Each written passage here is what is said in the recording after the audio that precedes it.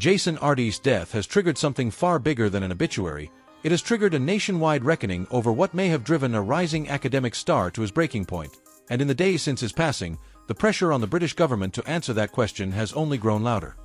He was just 41 years old, and until recently, he had been one of the most celebrated figures in British academia, having been appointed 3 years ago as the youngest ever black professor at the University of Cambridge, a milestone that made headlines and turned him into a symbol of possibility for an entire generation. But the story that is unfolding now is not about that achievement, it's about what came after it, and about the campaign of scrutiny that friends, colleagues, and supporters say ultimately became unbearable. To understand how things reached this point, you have to go back to July, when another academic, a self-described race realist named Nathan Kofnas, who had himself been dismissed from a Cambridge role back in 2024, publicly claimed he had uncovered numerous instances of plagiarism within Arday's academic work.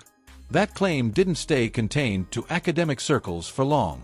British media outlets and right-wing commentators quickly seized on the allegations, and the story expanded beyond questions of academic integrity into a broader and far more inflammatory narrative, one suggesting that Arday had unfairly benefited from diversity, equality, and inclusion initiatives to reach the position he held. Arday himself disputed the accusations against him, but the pressure kept building regardless, week after week, as more outlets picked up the story and the scrutiny intensified.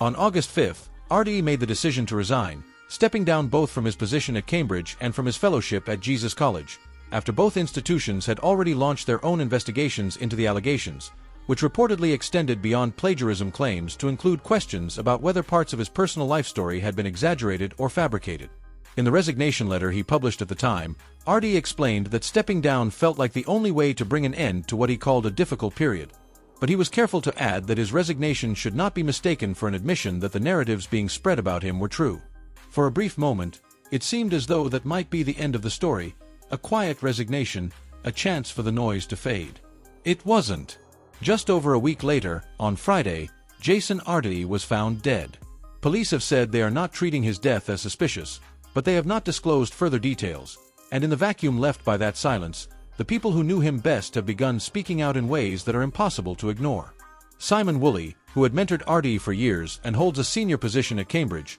told the BBC that he and a small group of friends had seen Arday just days before his death, on the Monday prior. According to Woolley, Arday told them directly that he felt hounded, using that word himself, and said he could no longer see a way forward. Woolley described the man he saw that day as almost unrecognizable, appearing to have lost roughly half his previous body weight, visibly desperate in a way that friends had never witnessed before. That account, more than almost anything else to emerge since his death, is what has transformed private grief into public outrage. The activist organization known as the Good Law Project, which had been supporting Arday since his resignation earlier in the month, wasted no time in stating publicly that they believed his death was the direct and foreseeable result of sustained press harassment. The group went further, revealing that several people connected to their campaign had privately warned multiple media outlets in advance that their relentless coverage of Arday was putting his safety at serious risk, warnings that, in hindsight, now carry a devastating weight. In response, the Good Law Project launched a petition calling on UK Prime Minister Andy Burnham to open a formal public inquiry into the media conduct surrounding Arday's final months,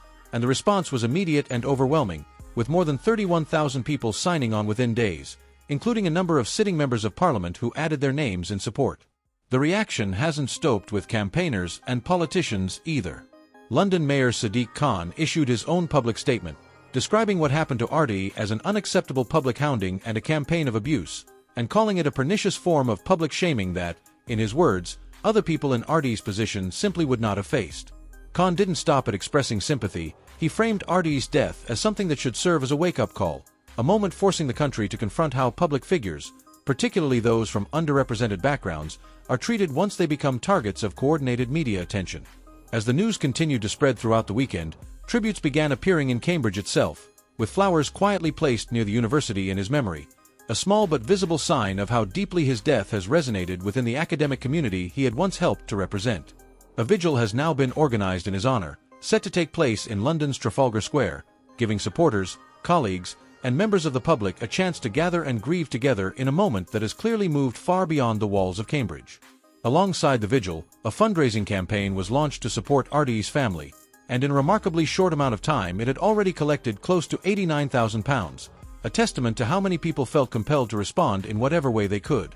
What remains unresolved, and what continues to fuel the growing calls for an official inquiry, is the deeper question sitting underneath all of this: whether the intense and sustained media focus on Arday crossed a line from legitimate scrutiny into something far more damaging, and whether institutions and news outlets bear any responsibility for what unfolded in his final weeks. Supporters argue that the answer is clear, pointing to the timeline, the warnings that were reportedly given and ignored, and the dramatic physical and emotional toll friends say they witnessed firsthand. Others in the ongoing public debate continue to defend the original scrutiny of his academic record as a legitimate matter of institutional integrity, separate from how that scrutiny was ultimately amplified and framed once it reached the wider press. As the petition numbers continue to climb and pressure mounts on Prime Minister Burnham to respond, the coming weeks are likely to determine whether this moment becomes the catalyst for a formal reckoning over media conduct in the UK, or whether it fades, as so many stories do, once the initial wave of public attention moves on to something else. For now, what remains is a grieving family,